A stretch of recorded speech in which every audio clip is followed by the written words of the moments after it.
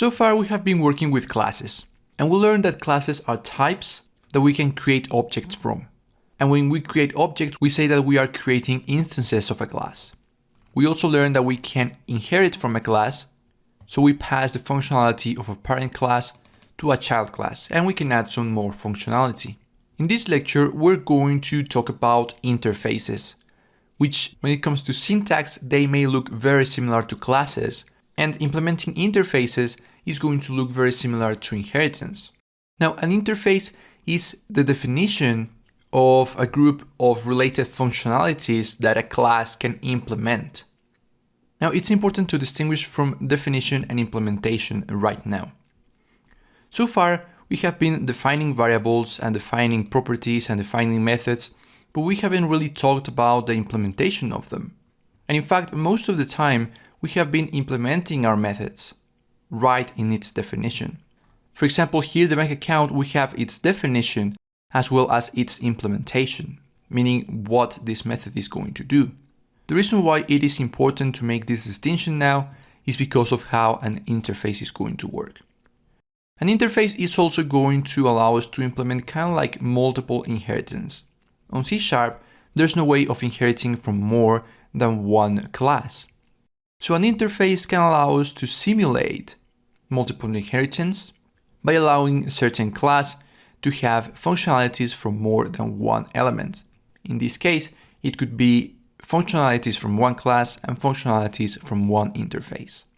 During this lecture, we're going to define an interface, and we're going to take a look at how it works and why we are now making that distinction between implementation and definition. I'm going to define this new interface inside of the program file, and I'm going to define it right below the program class. To define an interface, all we have to do is write interface and then write its name. Now, when it comes to interfaces, it is a good practice to start the name of the interface with an I. So most of the times when you see a type that starts with an I, it probably refers to an interface. In this case, we're going to define our interface I operations. And an interface is also going to have a body. And so now we have the definition of our I operations interface. The I operations interface is going to tell every class that implements it that it has to implement the remainder method. This method is going to return any remainder from a division operation. And so in an interface, we define that method. But on an interface, we cannot implement functionality. That is the thing about interfaces. They don't really tell you how the methods are supposed to work.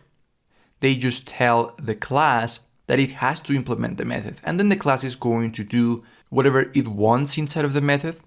The interface is just going to tell the class that it absolutely has to have that method. And so we can define one method in here. This method is going to be a float method, and it's going to be remainder. And it's going to receive the dividend, and it's also going to receive the divisor, both as floats. But then in here, all we have to add is a semicolon. No body, no implementation of the method, just the definition. So this is how you define a method. This is how you implement a method. And on interfaces, all we can do is define the members that a class should implement when implementing the interface. Now, just like we have defined a member to be a method, an interface can also contain, for example, properties. If we wanted every single class that implements this to have certain properties. And another great thing about interfaces is that a class can implement multiple interfaces, as many as it needs, something that doesn't happen with inheritance.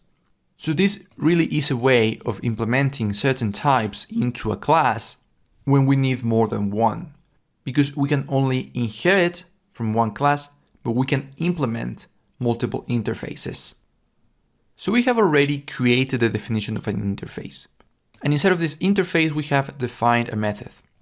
We have learned that it's important to distinguish between defining and implementing, because on an interface, we cannot implement functionality.